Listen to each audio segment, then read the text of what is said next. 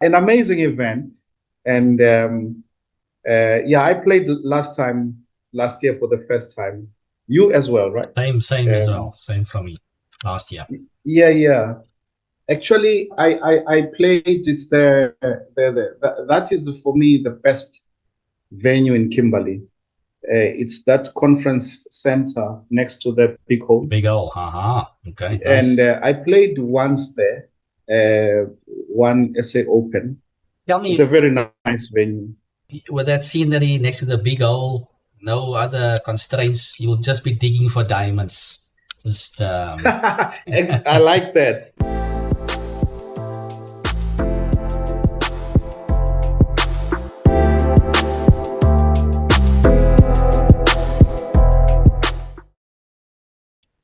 Chess, nonsense, and analysis. Yes, Watu, here we are again. What are we having a look at today? I think we're going to have a lot of fun today because we are going to look at the Moja Open from last year. Basically, inspired by the fact it's coming again. Yes, I think the Moya is hot on everyone's lips. Everybody's contemplating on playing again, and it's been lots of installments. Looking forward what to it reminds me of? It reminds me of I never got to play those events, but there always was an event in the States called the World Open. Yes, and I think and I think what happened is that in those events, each category was playing for big prize money. You had sort of the top section playing for huge prize money, but you had also the rating categories, and they were also playing for huge prize money. So it always, I think, brought excitement. And actually, you remember there was that term, I think it came from whether it was that tournament, but it was tournaments in America. What do they call sandbagging, something like that. That was because remember, because it was, you would get, let's say this rating to that rating, first prize $10,000, for example. So then what you'd have is that you'd have people who would understand that this tournament is coming, say, in 4 months' time. Then they'd start losing the rate. Yes. You prepare well for so the event. Exactly. So they caught up on that, and then they put a cap, like, if you were once this rating, even if you go down, you can't play under that, things like that. But anyway, I just was reminded of this. We think about the Moja because, man, the top section, brilliant prize fund, but the B section, I think first prize is 60,000, right? If I'm not mistaken. Yeah. The ladies section, first prize 25,000, I think, and a whole list of prizes. Yeah. I mean, I look at a tournament like that, and I'm thinking, wow, I think, the unions should each be looking at that and saying, you know what, I mean, whoever organizes an SA Open, that is where we would want to be. That's eventually the landmark, yeah. For sure. So an amazing event, and I played last year for the first time. You as well, right? Same as well. Same for me. Last year. Yeah. So but I mean, from the last event, look, we cannot forget about how well Grandmaster Fauzi from Egypt played. I mean, to score 9 out of 9 is never easy. Yeah? Yes. He played very convincingly and was never really in trouble. Yeah. Actually, what is interesting is that I think he was more in trouble outside the board. Yeah. Because unfortunately, I think he got mugged. I heard a story of that. Yeah. In outside, but luckily nothing physically happened to him. I think he just lost his phone. He got robbed of his phone. But I was talking to him then. He was a bit shaken, but nothing. Must say, amazing willpower to bounce from such an experience in a foreign country to win the tournament full score. I mean, yeah, absolutely. But I think he reacted well because beautiful reaction. He says his reaction. There were two guys, I think, who sort of cornered him. And because remember there was that round where it was a morning round and then it wasn't an evening round, but sort of late afternoon round. There were two rounds that day, right? So he said I think he stayed at the mall and then he went to eat around the mall, and then he was walking outside of it, and then apparently these two guys sort of cornered him. But I think he made the right reaction. He didn't try to hold on to any material that he had. Yeah. So he says he just threw the phone and the wallet on the ground and made a dash of it. And then luckily they didn't, try to do anything more. So yeah, that was sort of, and by the way, what I liked the most was that he didn't want to make because when he was relating the story, he said, "Look, it's not the organizer's fault," and the point is that he didn't want to make a big deal out of it, and you wouldn't get a lot of people reacting like that. You wouldn't get a lot of people reacting like that, Watu. No, absolutely, but I mean that does actually say the type of quality person Adam is. No, great guy. Very great guy, very pleasant and everything. Yeah. So I mean, definitely. So yeah. I mean, I'm it couldn't happen to a nicer guy than 9 out of 9, playing brilliantly. So he played well. But okay, I don't know what your take is, but for me, when I look at that event, the last one, look, the conditions were generally okay, because you got used to the fact that, okay, we're playing in the parking lot and so on. But for me, the main problem was always the bathroom issue. It was just really, really far, and I remember one game I played many not so great games, but there was one game where I actually even was better and I lost, and it was because I actually had to go to the men's room, but I think I had something like, I don't know, a little bit under 10 minutes.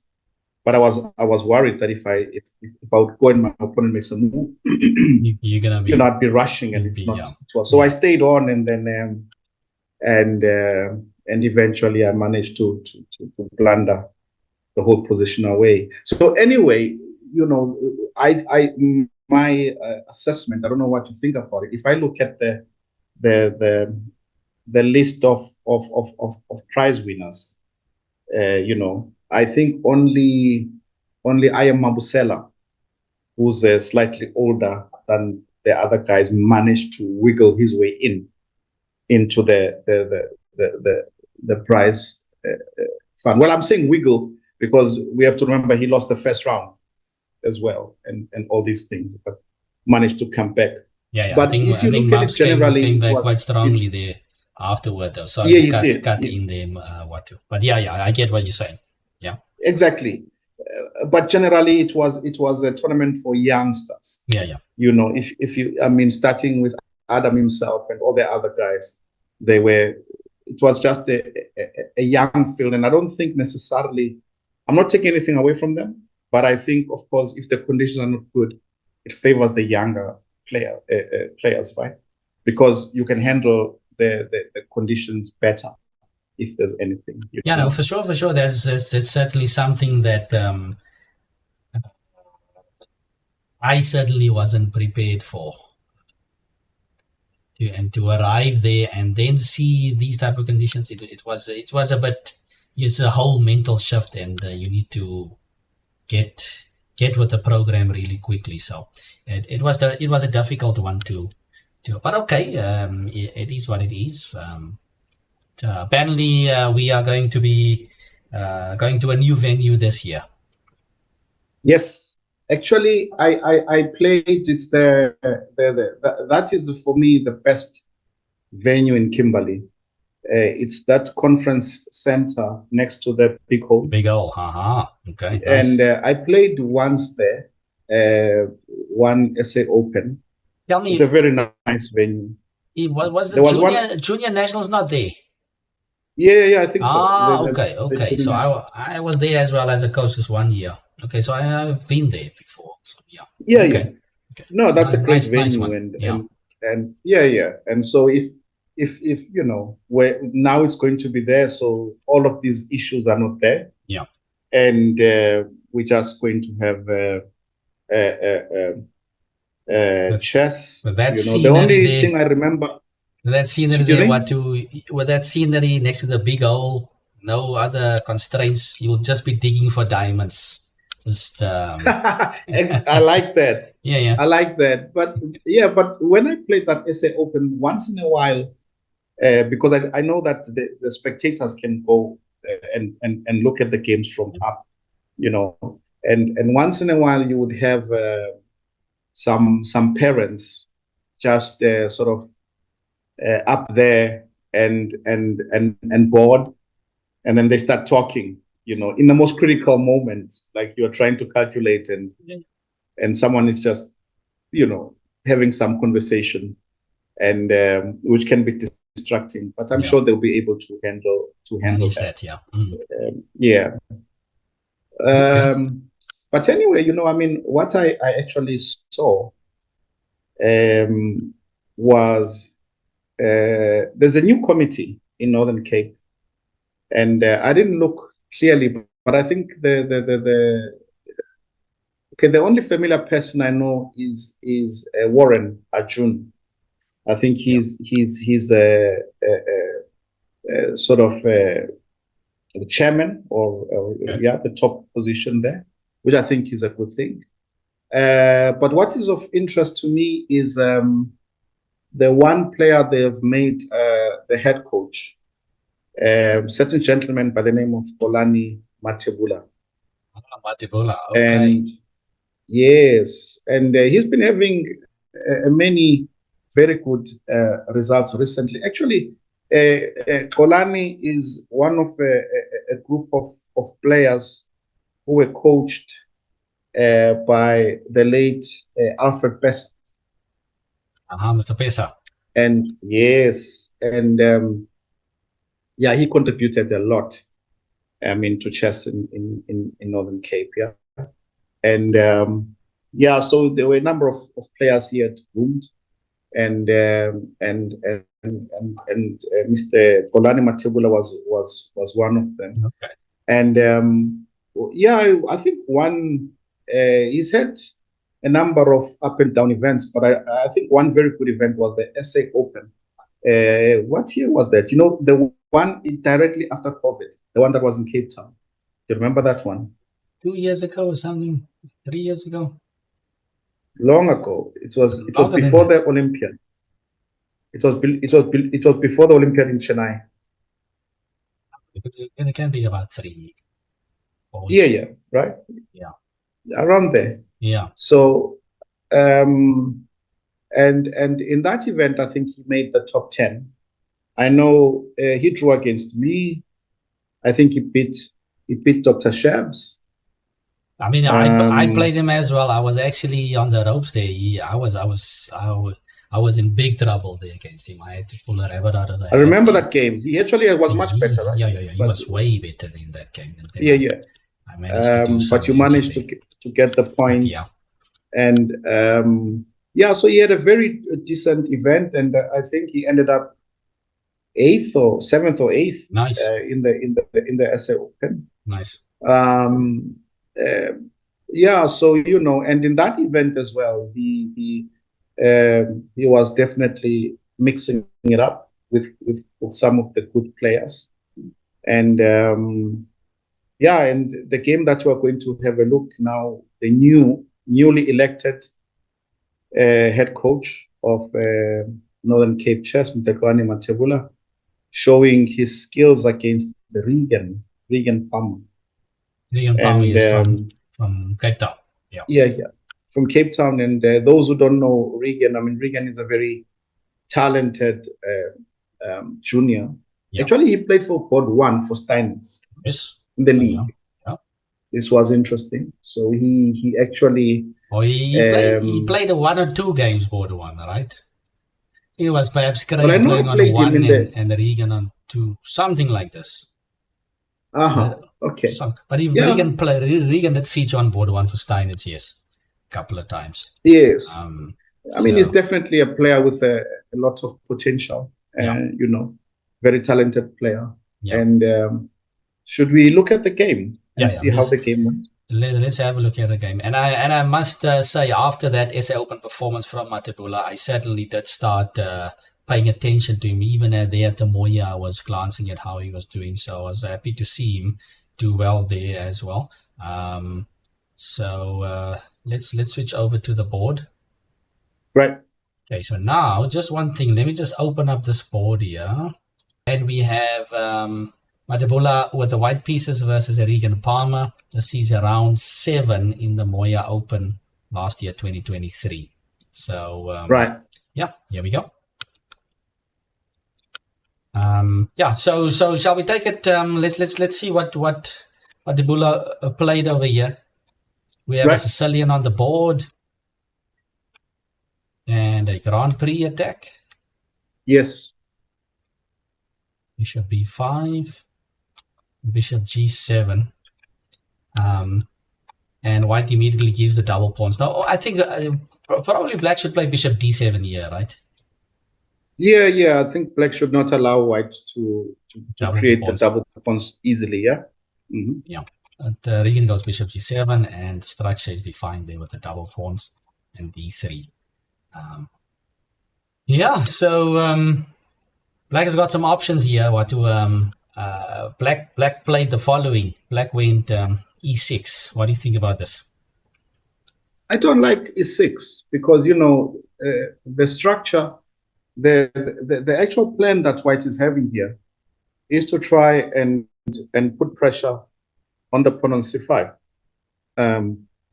Since it's doubled, right? He wants to do something with this double pawn. So white's main idea is going to be, of course, developing castling and so on.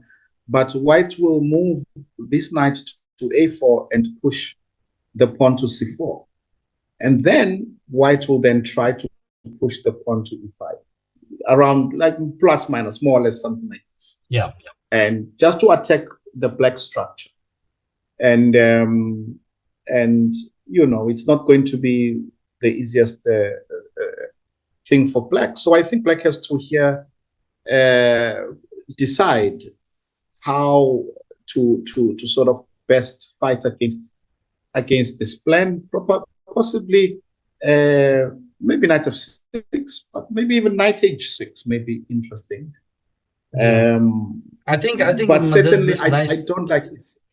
Yeah, e6. I think this knight h6 idea is an interesting one, Watu, because, I mean, besides the positional idea that you pointed out, white can, of course, do your usual castle and f5 and queen e1 and queen h4 and just go for mate, right? And with this knight h6 idea, sometimes black plays even f5. Okay, I don't know what the double pawns included, but that counters this kingside play. But I definitely agree with you. E6 looks... I mean, it's uplifting the root here of the structure that you mentioned. Exactly. So, exactly. Yeah. It's more like it's more encouraging white to then play e5 because the pawn on d6 is now doesn't have, as you say, you know, the root support, and then white will then either force d5 or white will themselves exchange on d6 and able to then attack these pawns much easier, right?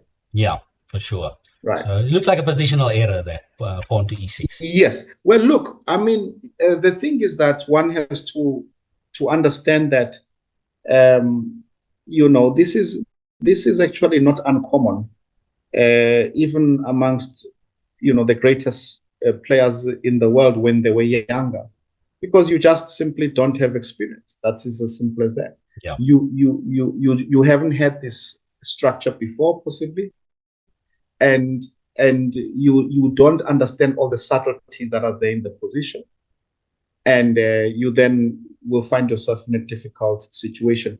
However, I think what is impressive up to, from here on is the technical play that Matula is going to display, to take advantage of this small mistake. Because this is a mistake, but it's not a big mistake, right? It's a very subtle mistake, one could say. Yeah, for sure. Yeah. By the way, that bishop on c8 is also not looking very nice over there. But not at all. Not at all. Let's see how. That's a well spotted there. Yeah, the bishop on c8 is now not really looking good at all. Struggling. Yes. So knight e7, queen e1. White does this typical Grand Prix stuff, and d5. Black plays d5 willingly. I mean, it looks pretty to push these pawns, right? But I mean, I think Regan maybe is just missing the point there of the c5 square being weak. Exactly. You see, the thing is with d5, I think it's sort of answering White's possibly in this position with queen e1, as you pointed out. There is that basic plan, to put the queen on h4, f5, but I don't think queen e1 is the main idea. The main idea is to play e5. Yes. Right? The main idea is to try and support this e5. So that then eventually we can then get to those double pawns, especially the one on c5. Yeah. So d5 kind of gives White the whole plan on a platter. I'm sure that Polani must have been extremely happy to see this d5, for sure. right? For sure. They're pleasantly surprised, and it shows inexperience by Regan. This idea to play d5. Yeah. Okay. e5, e5. White locks the structure. Knight f5. Knight f4 immediately hitting the weak pawn on c5. Black protects, and White plays b3. Yeah. So this is the typical plan. He wants to play c4, right? Yes. Yeah. 4, and I mean, then we're going to be operating and looking at this weak pawn, and you can add more pressure the way you want to. Sometimes rook c1, sometimes queen f2, sometimes queen a5 even. But it's you're going to be, and besides that, after White plays c4, just imagine what is this bishop going to do for the rest of the game. It's gone. You don't even need to win the c pawn, right? If that bishop is so bad. So, but what happens here is something. Yeah, you saying? No. I'm just reminded of a comment that you had mentioned earlier, where you said this reminds one of a Nimzo Indian, right? Structure. Yes. I mean, this certainly is like a reverse Nimzo, definitely, with the double pawns. Typical stuff here. Nimzo Indian players' dream, actually, right? Absolutely. This is beautiful stuff, and what Regan does here is actually a typical idea. I think he must have sensed it, and this is something. It's a good sign on his part. Yeah. Any good player should realize that he's getting squeezed, and any strong player, any real strong player, they never want to go down passively, right? And Regan probably saw the c4 coming up, and his position is getting frozen, and he plays something to free himself up. Whether it's working or whether it's 100% correct, I don't know. Actually, perhaps in this situation, it's the only way for him to play for something, right? Yeah, and he actually goes c4. Nice. You see this idea a lot in the Nimzo Indian, by the way, when White plays pawn to c5. So I think look, the game is I'm agreeing with what you're saying 100%. Yeah. The game up to now, his opening, look, he wasn't sure of the opening, and he finds himself in a very bad position. But I think this is a very good sign to understand, and he's trying to open up, especially if you think about that White doesn't have a white square bishop. Yes. Right. If White gets greedy and grabs everything, and then loosens the white squares. Yes. Castle, then you play bishop a6. You could find yourself getting some counterplay. Yes, for sure. Mhm. Yeah, so I mean, it's a nice attempt here by black. Yep. White captures. And white says, okay, let's just get the queen closer, threatening queen takes c4. I think, for me, Calvin, here, this is a very good move. But I think it's something that our viewers should learn from. That material sometimes is not as important as maintaining the structure.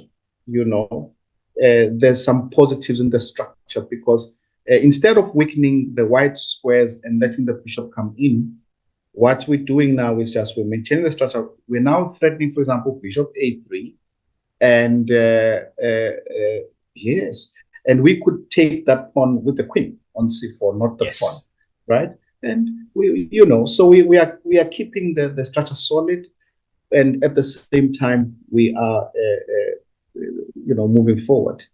Proving the pieces nice along the way. Yeah, very, very nice moving place move. And just along the way, white is also saying that he's keeping an eye on the c6 pawn if black wants to capture over there. So there's some tactical motivation there as well. And again, black is feeling the heat here, and black plays something very interesting. He goes knight to d6 over there. Taking advantage of this bishop on the diagonal potentially being opened up. And it certainly seems interesting to take on d6, right? There's some possibilities there. Yes. If I was playing with the white pieces here, I think what Kolani plays, knight d4, is also probably good enough. But you can get the opportunity here to just simply define. I mean, it's forced moves, and you can calculate. And so it's actually very interesting, as we were looking at before, take on d6, bishop takes c3 is forced, take on e7, take on a1, and now play d4. So the main idea now is, of course, to imprison the bishop, and if c3 to try and get out with the bishop, then white can just sidestep this bishop and play, for example, something like that, and just leave the bishop. It's a very funny situation with the bishop being on b2 now, cannot move. Yeah. Right, and then white is threatening to put, okay, maybe not knight c5 because the bishop can get up. Maybe knight e5, knight, and then we just play around the bishop. Yes. We just leave the bishop. Beautiful. But this pawn is huge. If I can get a knight to f6, it's game over, right? Yeah. This is nice. It's pretty sad for difficult situation. Yeah. Well, it was very interesting. But okay. Decides to play knight d4. Yeah, he goes knight to d4 over here. Just by the way, I think bishop a3, probably black had something like knight b5. Yes. Potentially, with some complications. Comes back, right? Yeah. So knight d4, knight b5 anyway. And here white gets to play queen takes pawn. Some trades happen. And white is up a pawn now, right? Castle. Knight to c5, beautiful square for the knight, dominating that bishop in the long run. I think the viewers should notice that white is playing prophylactically, just doesn't want the bishop to get out, so doesn't want to allow c5. That at some stage the bishop, because remember, white doesn't have a white squared bishop, and if you are not careful and you allow the pawn to go to c5 and bishop to b7, you could find yourself, vulnerable on the light squares, right? Yeah. Exactly. So knight c5 is another very, very nice move. Many good moves being played, Yes. By Kolani in this game. Very nice play, yes. Yes, indeed. Rook d8, queen c3, rook d5. Black is trying to break this bind. Bishop e3. And yeah, this is a sad case, and black is continuously trying to free himself up here. He's got the two bishops. He wants some space. So again, f6, an attempt to break the structure. White is just gluing the position together here with his pawns. And g5. Desperately trying to open up. Okay, let's see what happens. Yeah, for sure. Takes. Takes on g5, bishop drops back. And yeah, the knight is a star player in this game. Absolutely. Rook to f5 and knight f6 check. King h8. Okay, black doesn't want to give up his darks with bishop in that scenario. Takes, bishop f4. Finally, the light square bishop makes a move, but it's a bit too late now. All white's pieces are standing quite nicely. Queen f7, and here comes what do you call it? A sequel to that idea of preventing c5 and opening up the bishop. Yes. Queen c5, nice. Further frustrating. White is not stumbling on these moves. White knows exactly strategically what he has to do. This, you know, this shows a player who has strategic understanding, and I think it's a good decision by Northern Cape to make Polani the head coach, because you can tell, you know, he certainly has a lot of understanding. Yeah, good strategic understanding over here, and he's quite tactically sharp here as well. By the way, Rook e7 is an idea as well. Yeah, and that so black blocks it. Queen takes f5. And after Rook d8, it seems like the notation ends here in this Moya book that that we have over here. So I think either black just had enough over here, or maybe we are missing one or two moves. But white went on to win this quite nicely. But I think if white plays bishop e5 here, there's no sensible way to stop the discovered check, no? Because I'm bishop g7, queen h7 mate, right? Exactly. You know, so it's I think it's resignable. Yeah, it's definitely resignable. Point that out to the viewers there. Yeah. This is over basically. Yeah. No, very nice game. Very nice. Very nice game. And so now it looks like we all roads lead to the Moja Open. Yes. Are you playing? Most likely, I would say. Yeah, I'm preparing. So let's hope things go well, and then very good. Most likely. Now I'm also hoping to play. Hoping to definitely play better than last year. No, for sure. I mean, we got. But you know, the thing about such a tournament like the Moja Open, it's always good because it gives you something to aim for. This is important. As you are saying now, you're preparing. Right? That one prepares, because unfortunately, if you don't have anything to aim for, there's no growth, right? Because we all know that it's a real commitment to sit and work on your chess. It's not as easy as all that. You know, you have to really sacrifice a number of things and commit. So normally it's not so easy if there isn't anything coming. But I'm happy that it is now sort of an annual tournament. And the other thing that we didn't talk about, which I think is historic and is brilliant, is kind of Master Dr. Lindenbauer writing a book on the Moja Open.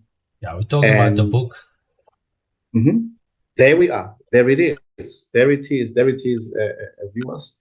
And really nice book on the event, with all the games, well analyzed. Yeah. And I think that, you know, this tradition should be kept on. And looking forward to the event this year. Definitely, I think everybody will be clearing their calendar and ready to go there. For sure. Yeah, this is going to be a big one. I wonder if the African champion is going to come to defend his Moya title here. But either way, it's going to be interesting. So everybody's going to come. Like I said, everybody's going to come dig for some diamonds at the convention center. Absolutely. So yes, yeah, I think that's enough nonsense for today, Watu. Yes, it's enough nonsense for today.